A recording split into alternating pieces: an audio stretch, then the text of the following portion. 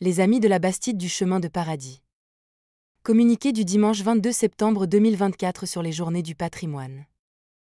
Les Journées européennes du patrimoine se sont tenues les 21 et 22 septembre 2024. Dans leur programme officiel, figurait, au titre du département des Bouches-du-Rhône, une visite commentée de la Bastide du Chemin de Paradis, à Martigues. Nous écrivons figurait car cette visite n'a pu avoir lieu, suite au veto de la mairie de Martigues. Ce n'est que la veille au soir, le vendredi 20 septembre, et ce après 3 semaines d'atermoiement, qu'il nous a été sèchement signifié que les locaux et le jardin resteraient fermés. Nous avons dû en urgence décommander les nombreuses personnes qui s'étaient inscrites, soit par courriel, soit par téléphone. Nous leur réitérons ici nos excuses. Nous n'y sommes pour rien. Nous avons beaucoup travaillé pour préparer ces 2 journées. Notre dossier ne devait pas être bien mauvais, puisqu'il a été agréé d'emblée par les services des affaires culturelles. Nous savons que l'ouverture de la Bastide et de son jardin, même réduite à ce court laps de temps que sont les Journées du patrimoine, répond à une attente de nombreux habitants de Martigues, et, au-delà, de tous les Provençaux attachés à leur patrimoine historique et culturel. Les mots que nous entendons le plus souvent tournent tous autour de ce type de propos.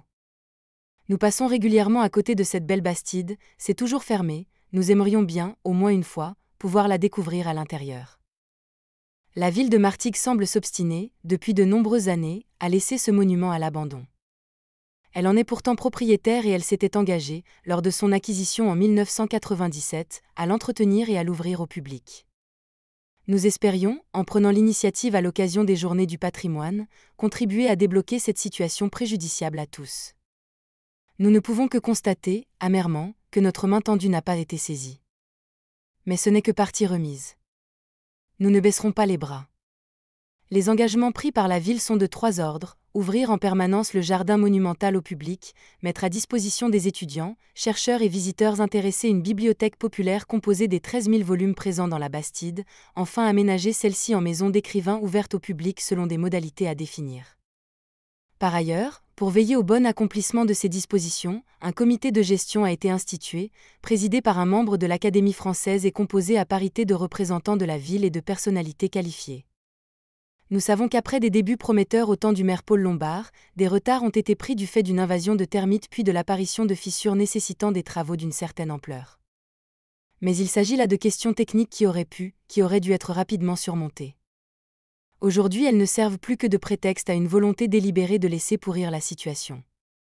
Malgré un excellent dossier d'architecte proposant une restauration d'ensemble dans les moindres détails, les appels d'offres n'ont pas été suivis d'effet, les travaux sans cesse annoncés ne sont jamais commencés, les subventions ne sont pas utilisées, et le comité de gestion dont les membres décédés n'ont jamais été remplacés n'a pas été réuni depuis 10 ans. Après ce malheureux épisode des Journées du patrimoine qui n'ont pu se dérouler comme prévu, et devant tant de mauvaise volonté accumulée, nous demandons aujourd'hui solennellement la reconstitution et la réactivation du comité de gestion, seule habilité, par l'acte de transmission de propriété à la ville, à prendre les décisions d'urgence qui s'imposent. La transparence la plus complète sur les résultats des appels d'offres, le lancement des travaux et l'utilisation des subventions. La création d'une équipe mixte, composée de personnel de la ville et de membres de notre association, chargée de préparer avec toute l'ambition nécessaire les Journées du patrimoine de l'année 2025.